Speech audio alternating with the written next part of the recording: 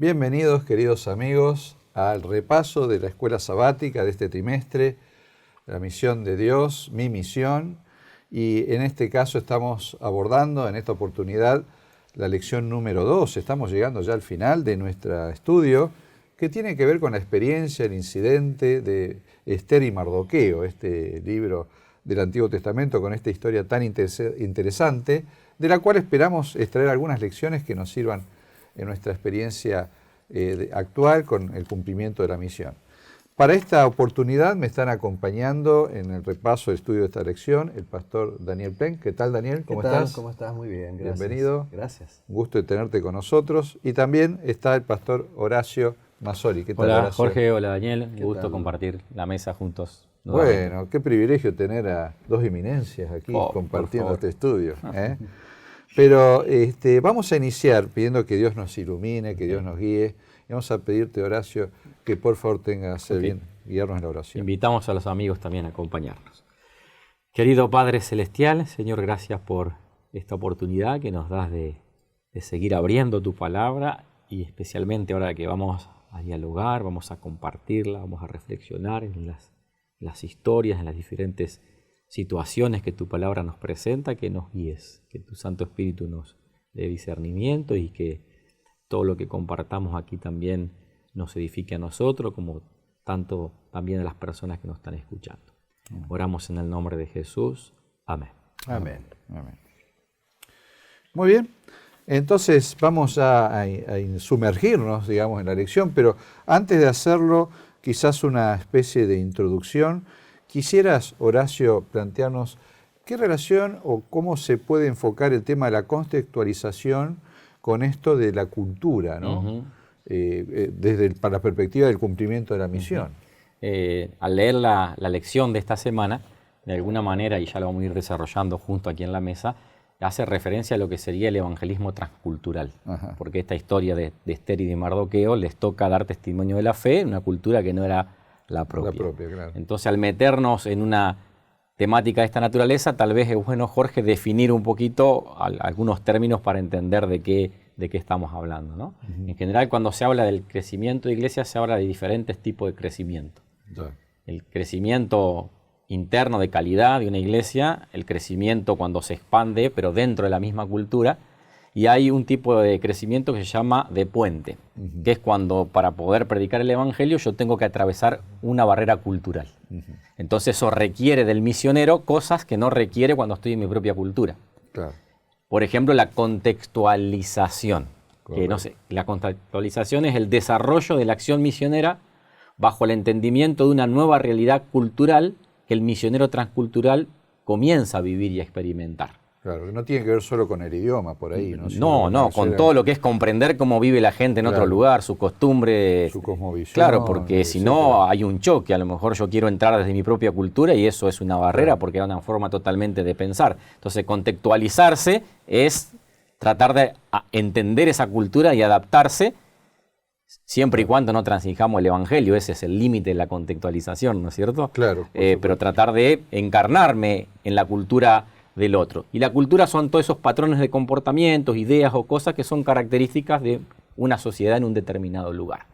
Entonces, bueno, por ahí comprender esto al tratar esta lección que habla de contextualizar el evangelio y predicarlo en ese lugar diferente, como fue en el caso de Esther y de Mardoqueo. En Esther y Mardoqueo, que estaban allí porque no quisieron volver, digamos, pues ya el retorno del pueblo de Israel había ocurrido, la vuelta del exilio, pero no todos volvieron. Y ese es el caso justamente de Esther y Mardoqueo. Entonces, mi pregunta, Daniel, sería la siguiente. ¿En qué circunstancia un misionero transcultural debiera, por un tiempo, no hablar abiertamente de su fe? Claro, que suena a negación. Claro, porque por allí encontramos el caso de Daniel cuando llega, bueno, yo quiero esta comida, yo soy tal cosa. Blanqueó de entrada. Blanquea. Pero en este no. Claro. Tal vez sirva también ubicarnos en la escena. Reconozcamos que por allí nos sorprendió un poquito la utilización de la historia de Esther, Mardoqueo y Amán, que no hay que olvidarlo tampoco, y Jerjes, bueno, como ejemplo de misioneros, convengamos que no es que son dos personas, Ester y Mardoqueo, que fueron a otro país como misioneros. Fueron, las circunstancias los llevaron. Fueron deportados. Circunstancias muy complejas, muy difíciles, pero sí les dio la oportunidad de, en su momento, dar testimonio. No sé si podría servir todavía, Jorge, antes de eso, quizá algunos podría apreciar de qué estamos hablando, de qué tiempo estamos hablando, de qué poner en contexto. Estamos hablando. De esa sucesión de los grandes imperios que reconocemos por el estudio de Daniel, por ejemplo, ¿no? Babilonia. Acá estamos en el segundo de esos imperios, imperio medo-persa o imperio persa, a lo cual seguiría después el imperio griego, el imperio romano, ¿no? Y la historia de Ester y Mardoqueo transcurren más o menos en una década, que sería entre los años 483 y 473, antes de Cristo. Y ahí estaban los grandes reyes muy conocidos en la historia, que estaría el gran Darío primero, ¿no? Después viene su hijo Jerjes, que la Biblia acá lo identifica como Asuero. ¿Ya? Y vendría todavía el hijo de Jerjes, que sería Artajerjes, o sea, muy conocido para cualquier estudioso de las profecías bíblicas, ¿no? Se encontraban en lo que en ese momento actuaba como la capital del imperio, Susa. Para tener una idea, un poco más de 300 kilómetros de Babilonia, por decir algo. Pero estaría en lo que hoy sería Arabia, entiendo, al norte. Sí, más bien en la zona, digamos, Persia, ahí entre Irán, Irak, esa zona allí. Estamos a unos 160 kilómetros del Golfo Pérsico, por ejemplo, ¿no? Que en ese momento evidentemente era la ciudad, bueno, donde estaba el asiento real, ¿no? Bueno, y es un libro, repito, muy curioso. Después, en todo caso, saldría esto de por qué un libro que va, o sea, la lección va a plantear un libro que nos ilustra la acción misional, cuando ni siquiera el libro menciona el nombre de Dios, lo cual es muy extraño. Bueno, eso es algo que los eruditos han discutido a lo largo de la historia, ¿no? Pero ya lo vamos a ver. Ahora, sí creo que hay circunstancias en que decir todo lo que nos mueve, lo que nos motiva a estar allí, o qué es lo que creemos o pensamos, no siempre es lo mejor, a lo menos por un tiempo. Es decir, si vamos a decir, bueno, hay circunstancias en que por algún momento, por algún periodo, conviene no hablar abiertamente de la fe, yo diría, sí hay. Hay circunstancias. Este sería un ejemplo. Sí, exactamente. Donde no hay que confundirlo con cobardía o con, en fin, ninguna otra tipo de negación o una contextualización inadecuada, decir, no, ya me fui con el pensamiento de la otra cultura, nada de eso. Sino que en este caso, en esta relación también peculiar entre Mardoqueo y su prima ahijada, Ester, es Mardoqueo el que le dice, mira, con más experiencia probablemente, ocupando alguna función de importancia. Sí, se ve que tenía contacto con la corte, ¿no? Sí. Él le aconseja, mira, no digas nada en este momento. ¿Ya? Entonces yo creo que sí, y podemos dialogar, hay momentos en que vale la pena no identificarnos claramente inicialmente. Yo lo aplico de forma muy, muy rápida todavía a cuando nosotros entramos en contacto con cualquier persona que piensa de una manera distinta, y más cuando la realidad es transcultural, cuando estamos en ahí otra... es más, el desafío con más razón. Superior. Claro.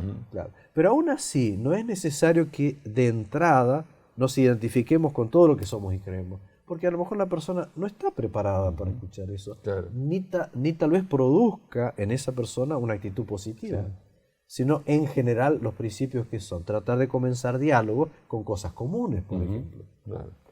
Ahora, en ese caso, de acuerdo a lo que plantea Daniel, Horacio, ¿cuándo conviene, digamos, plantear de entrada, y cuándo conviene más bien quedarse reservado esperando a alguna circunstancia, momento? Creo que está muy relacionado con lo que estamos hablando recién, ¿no es cierto? Mirábamos acá en el ejemplo, en Ester, como decía Daniel recién, que le dice, no hables por ahora.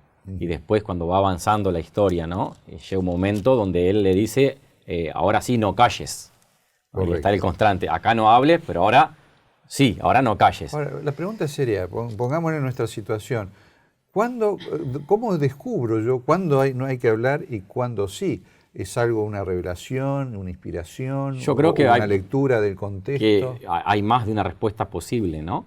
Acá en este caso fue porque había algo que era el momento para hablar porque había un peligro inminente, ¿no? Entonces callarse implicaba asumir consecuencias que iban a ser nefastas. Entonces era... para Esther. No podía quedarse callada. Claro. ¿No? Es como que ahí se cruza un umbral, un límite, y ahí uno tiene que decir, porque lo que uno dice puede cambiar la historia, ¿no? Pero callar no necesariamente es tener una actitud pasiva, y la lección hablaba de eso. Dice, en los lugares donde no se puede hablar abiertamente, ¿qué se hace? Y bueno, uno trata de, desde la integridad, desde la vida, desde encontrar necesidades, con acciones de amor, de servicio al prójimo. Eso es una manera de hablar, correcto, aunque no estemos directamente predicando el mensaje del Evangelio, o sea, pero estoy atrayendo. Se hace lo que se puede. Sí, y eso también es una manera de empezar, ¿no? Porque eso baja prejuicios, desensibiliza.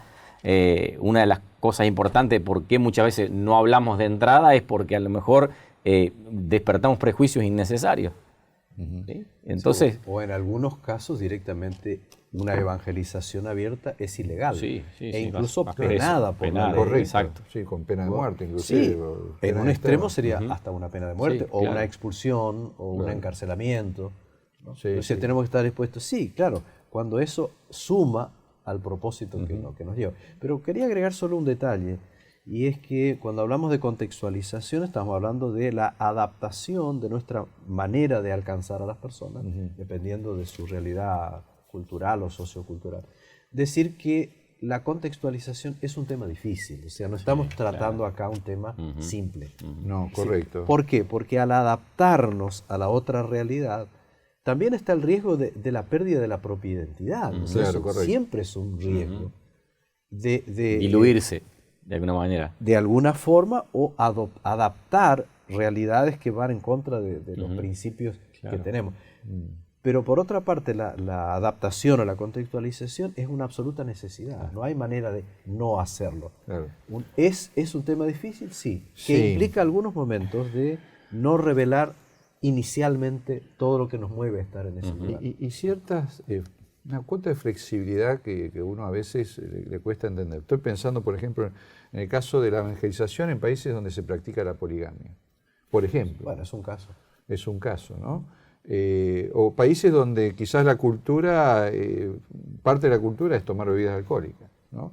Sí. Entonces, cada situación tiene un contexto y hay que entender y ver hasta dónde se puede contextualizar sin, como nuestros misioneros sudamericanos, para decir algo, se encontraron, por ejemplo, los que trabajaban en el altiplano de Perú o de Bolivia o de otros lugares, se encontraban que toda la gente mascaba coca, ¿no es cierto? Y para ellos era algo escandaloso y para la gente era totalmente normal.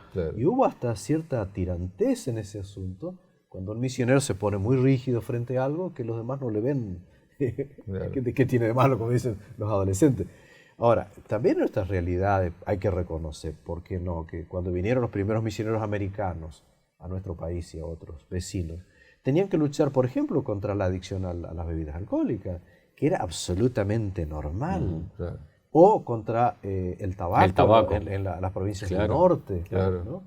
Y bueno, hasta dónde va, por supuesto, y hasta dónde hay que tolerar por un tiempo, porque o lo que sea. El otro extremo sería confundir el mensaje con la cultura, ¿no? O sea, también a veces estos misioneros pretendían que las personas vistieran de una determinada manera, o llevaran una alimentación, estoy pensando más allá de lo que es recomendado bíblicamente, una serie de situaciones donde tenía que ver más con una cultura. Imponerle la propia cultura. Claro, cuando mi cultura es superior a la tuya y yo te la trato de imponer. Yo tengo que adoptar esta cultura si es que adopto el Evangelio. Entonces, ese sería el otro tema, vamos a decir, que hay que evitar, ¿no? Seguro. Sí, creo que el libro de Esther, de cualquier manera, nos permite vislumbrar lo complejo que es tener una fe foránea, podríamos decir así, al lugar donde a uno le toca, en este caso, vivir, realizar sus actividades. Y ellos lo hicieron de la mejor manera que lo entendieron, que tenían que hacerlo, y evidentemente por lo menos el resultado final fue positivo. Bueno, pero en ese caso, Daniel, yo te plantearé lo siguiente: ¿cuál es el rol o el papel de la oración en medio de todo esto, ¿no? Sí. A la hora de determinar, bueno, cuándo hablo, cuándo no hablo, cómo hago, etcétera. Bueno, hablábamos de que la contextualización no es sencilla, hablábamos que cómo sabemos. Bueno, evidentemente el libro y esta narrativa ilustra el papel de la oración. Porque está planteado desde el lado de Mardoqueo, está planteado desde el lado de Esther. Sí. Es más, ella hasta incluyó en su cadena de oración, podríamos decir hoy, a personas que de pronto no tenían ni siquiera su propia fe, pero las damas que la acompañaban y demás. O sea, estaba todo el mundo orando. Y se pidió que haya un acompañamiento de otras personas, es decir, vamos a ponernos a orar sobre esto. O sea, asumir un riesgo, pero con esa convicción de que la oración es, bueno, colocar la estrategia o la vida misma o la decisión en manos de Dios y confiar que Dios va a dirigir. ¿Qué es lo que necesita un misionero? En realidad lo que necesitamos todos en todo momento, la sabiduría que viene de Dios. Claro. Correcto. Y que es la respuesta a nuestra oración. Si alguno tiene falta de sabiduría, dice, y hay que pedirla. Y acá se pidió intensamente con ayuno, con búsqueda de Dios. Ahí, Jorge, uno encuentra que la oración es transversal, ¿no? Por ejemplo, agarramos la historia de Daniel, encontramos lo mismo. Claro. ¿Sí? Agarramos Nehemías, lo mismo. También. ¿No? La oración él en lo privado y cuando tuvo que hacer la petición, la oración en ese momento, ¿no? Sí. Para que Dios le dé sabiduría. Entonces encontramos la oración como un factor transversal en todo. Claro, en todos estos hechos, el ¿no? desafío, a ver, ¿qué representaría Amán, ¿no? En ese momento? Estaba mirando que se lo declara Amán que era agageo, y bueno, el relato bíblico nos señala que en algún momento Saúl tiene una batalla con un rey que se llamaba Agag, y que él les había dado la orden de, digamos, exterminar a Agag, y no lo hizo, ¿no es cierto? No cumplió con el mandato divino, lo dejó con vida. Finalmente, bueno, Samuel cumple con el mandato divino. Pero digo, una buena pregunta, porque aparentemente podría haber un vínculo, digamos, familiar entre Agag y Amán agageo. ¿Podría haber una tendencia genética, digamos, de oposición, en este caso semítica, antisemita, digamos, antisemitismo? Y vaya uno a saber. Lo que sí queda claro es que cada vez que se hace misión, cada vez que se predica el Evangelio, para decir un lenguaje más neotestamentario, va a haber oposición. O sea, eso es algo que sea una oposición muy intensa, muy decidida, porque digamos, la predicación del mensaje de Dios por allí produce reacciones de personas que se ven afectadas en sus propios intereses, en su orgullo, como puede ser acá, en su intolerancia. Hay personas que no lo van a ver bien y lo van a manifestar, y no olvidemos que, como sabemos, rescatar personas para el Evangelio, para el reino de Dios, es entablar una lucha. Ya. O sea, nadie hace evangelización sin una lucha.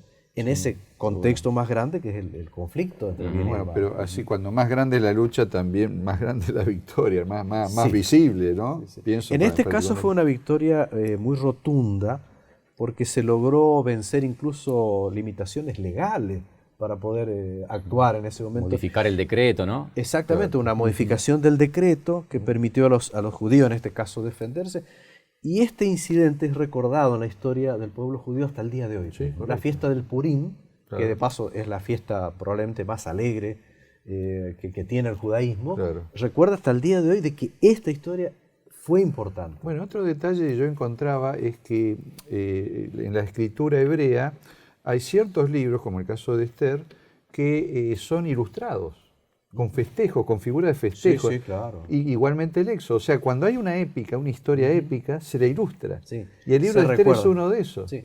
Y se lo celebra hasta el día de hoy, ¿no? Como una gran victoria, y de hecho tiene varias partes del ritual, digamos, de este festejo, que es de festejo, digamos, es fiesta, vamos a comer cosas que nos gustan. No, incluso hacen representaciones. Representaciones para los niños, este es Amán, y cada vez que se dice el nombre Amán, todos los niños, ¿no es cierto? Y cuestiones así que los lleva a representar esta situación. Exactamente. Sí. Así que, bueno, y avanzando un poquito más, Horacio, ¿cuáles son los desafíos mayores que tenemos desde el punto de vista misionero en los entornos extranjeros? Estoy pensando quizás, no sé, la ventana de 1040. ¿Qué ves hoy como más complicado, más difícil, desde el punto de vista misionero, de abordar la misión en estos países adversos, como fue en un momento medio Persia, ¿no? Claro. Lo podemos ver del lado del propio misionero, del lado de los desafíos que hay en el lugar, ¿no? Tal vez del lado del propio misionero, volvemos a esta palabra, ¿no? La importancia de contextualizar. Estaba buscando ahí algunas características, ¿no?, de esa contextualización que tiene que tener ese misionero, ¿no?, para poder sortear los obstáculos que se presentan en ese campo tan particular. Y ahí ponía el primero, encarnar el mensaje. O sea, que la vida sea una vida coherente y ser un misionero que vive en su propia vida ese mensaje. El mejor ejemplo de eso es Jesús, ¿no? Él es el mayor ejemplo de esa contextualización que vino a este mundo, ¿no? Y se encarnó, se hizo hombre para venir a traernos la vida eterna, ¿no? Con su vida, con su ministerio. Después, otro punto que encontré ahí es empatizar con las necesidades de las personas, ¿no? Otro punto importante, el respeto por las creencias de los demás. Ya habrá tiempo para que nosotros podamos manifestar lo que la Biblia enseña, pero empezar respetando lo que el otro cree, ¿no? Y siempre empezamos por la coincidencia, nunca empezamos por la disidencia, ¿no? Porque a veces corremos esta tentación, el peligro de caer en esta tentación, de que muchas veces nos preguntan, ¿y en qué se diferencia tu religión con la mía? Siempre la inquietud es la diferencia. Una pregunta difícil esa de salir, porque no es la mejor manera de contestar. Pero hay que buscar justamente los puntos que tenemos en común, ¿no? La disidencia. Eso para después entrar por las otras cosas que a lo mejor la persona no conoce, ¿no? El evitar el etnocentrismo, tratar de esto que decíamos hoy, de imponer mi propia cultura, ¿no?, sobre el otro, los prejuicios que puede tener, porque la otra cultura nos choca, entonces hay cosas que a lo mejor nos despiertan a nosotros prejuicios y hace eso limitar la manera de compartir el Evangelio y detectar las necesidades, porque por ahí creo que empieza también, ¿no? Tratar de suplir esas necesidades y a través de esas necesidades muchas veces la puerta para entrar con el Evangelio. Muchas veces termina siendo temas de salud, ¿no? Porque de alguna manera, de acuerdo a lo que le plantea Elena de White, cuando ven que hay coherencia en nuestro mensaje de la salud, la gente tiende a pensar también puede ser coherente el mensaje desde el punto de vista espiritual, en lo religioso, ¿no? Entonces, cuando ves coherencia en otras áreas y con sentido y que es profundo y es práctico, etc. Y fíjate, Jorge, que en la historia de Esther y Mardoqueo su reputación y su integridad jugó a favor. Claro. El concepto que tenían de ellos jugó a favor. Si hubiese habido una vida incongruente, ¿no? Por más que hable Esther, se venía todo abajo. Entonces ahí la coherencia, la integridad, jugó un rol fundamental para favorecer la predicación del Evangelio. Bueno, esta historia podríamos decir que tiene un final feliz, entre comillas, pero hay historias de misioneros que no han terminado con un final feliz, ¿no? No siempre. Que también han orado, que también pidieron la dirección divina y que, bueno, lamentablemente no fueron comprendidos y hasta algunos terminaron con sus vidas, ¿no? Pero por último, esa vida, ese testimonio, esa vida, con el paso del tiempo, también ha servido para la conversión de muchas personas, ¿no? Así que creemos que tiene mucho valor, más allá de cómo termina la historia al día siguiente, digamos. Esto se proyecta con el tiempo y tiene efectos a largo plazo. Muy bien, entonces, Horacio, quizás la pregunta sería, ¿qué consejos prácticos podemos darle a la gente, y Daniel también, si querés compartir, a nuestra audiencia en este momento, para la luz de esta lección, qué podemos decir, aplicar para nosotros hoy en día? Bueno, primero, que no necesitamos ser profesionales para cumplir la misión. Y eso es un punto que la lección destacaba también, ¿no? Esther y Mardoqueo no eran teólogos, no eran pastores formados. Correcto. Cualquiera puede ser misionero. Y para cumplir la misión no necesitamos ser transculturales. Podemos cumplirla, hay mucho para hacer a la vuelta de nuestra casa. Correcto. Entonces, esto es un llamado para todos nosotros. El ser misioneros, el ser ese misionero encarnado en el mensaje, ¿no? O el mensaje encarnado en el misionero en el lugar donde nos toca. No necesariamente esperar, porque a veces muchos dicen, me gustaría un día irme de misionero a tal lugar. Y bueno, mientras tanto puede serlo, en el lugar donde estás. No necesitas. No hay que caer en un idealismo imaginario que después no se concreta nunca. Daniel. Solo para completar la idea que lanzamos y creo que nos redondeamos, el hecho de que el nombre de Dios efectivamente no aparece en el texto no significa que la providencia de Dios no haya estado O sea, actuando. se lo ve tras bambalina, está la Se figura lo puede de Dios, ¿no? advertir en esta historia. Claro. Y creo que hay una pregunta que posiblemente sea la más importante de todo este libro, o la declaración, es la de Mardoqueo, aquella del capítulo 4, ¿no? Donde él decía ahí, versículo 13, 14, y quién sabe si no fue para esta hora que has llegado al reino. Sí. Es decir, Dios de alguna manera en su providencia coloca a sus hijos en el lugar y en el momento en que pueden ser instrumentos suyos. ¿Quién lo hace? Dios. Para esa hora llegó. Claro. ¿Quién permitió o quién condujo? Bueno, ahí está la providencia divina.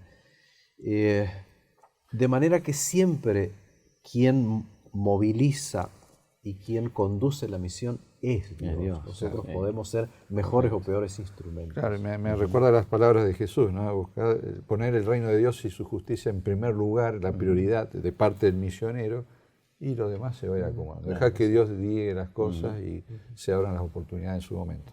Bueno, muchas gracias Horacio, muchas gracias Daniel por lo que han compartido, hemos podido recibir. Y bueno, vamos despidiéndonos de este repaso de la lección con nuestra querida audiencia, y les recordamos que de aquí a una semana estaremos nuevamente para compartir el repaso de la lección. Que Dios los bendiga y que tengan una buena semana.